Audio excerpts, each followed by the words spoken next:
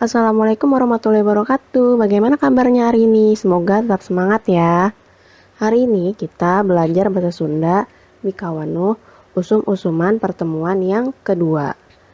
Mari dibuka buku bahasa Sundanya halaman 25 dan 26 ya.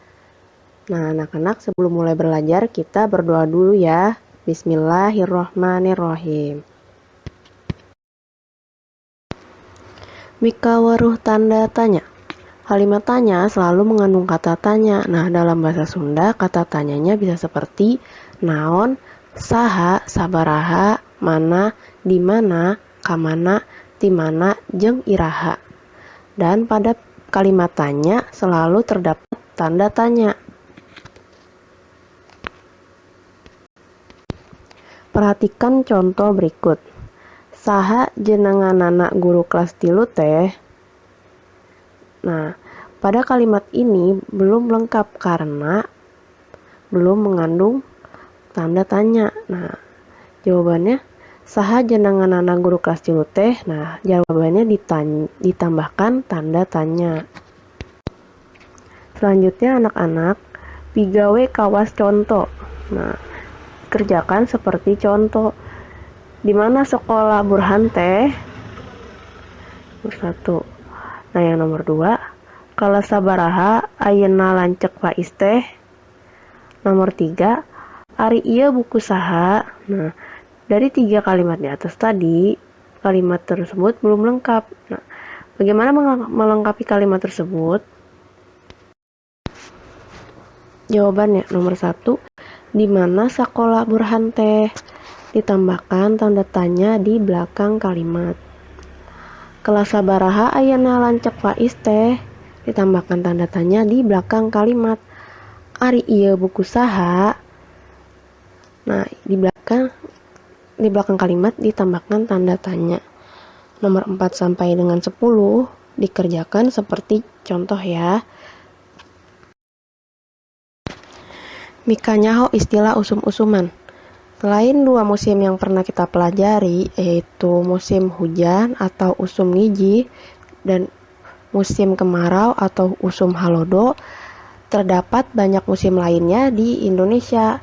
Misalnya, usum mamerang atau usum mimiti ngiji atau musim awal hujan. Kemudian ada usum dang darat atau usum panyelang antara ngiji jeung katiga, atau musim antara musim hujan dan musim kemarau.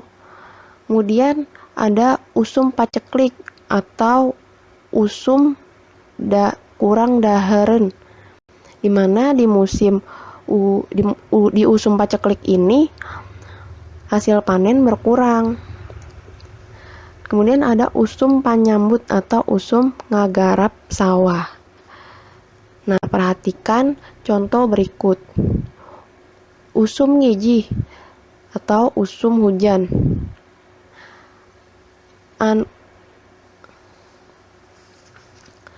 Ari usum ngiji mah kudu mawa payung.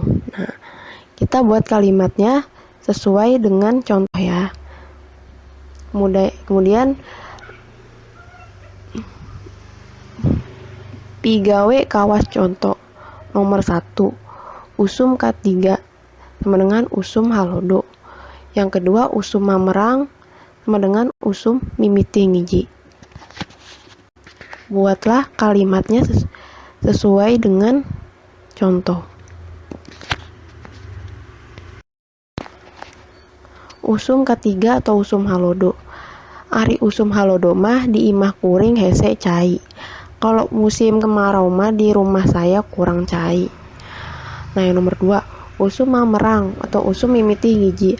Ayeuna teh keur usum mamerang. Sekarang mah lagi musim mamerang, lagi musim awal hujan.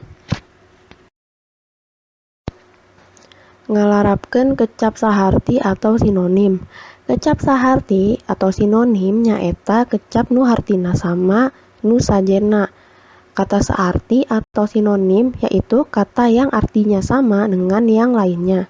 Contoh, kata lembur sama dengan kampung. Kaendahan lembur abdi teh teu kinten asrina. Keindahan kampung saya luar biasa indahnya. Keindahan kampung abdi teh teu kinten aslina. Keindahan kampung saya luar biasa indahnya. Jadi, walaupun menggunakan dua kata yang berbeda, namun memiliki arti yang sama. Pigawe kawas contoh, sedih sama dengan nalangsa. Kunaon si ganu sedih? Kunaon si ganu titik-titik.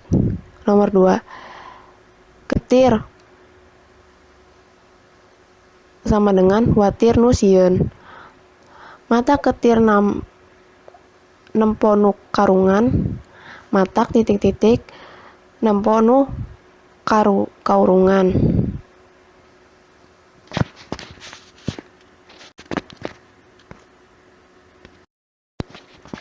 Jawabanna, sedih sama dengan nalangsa.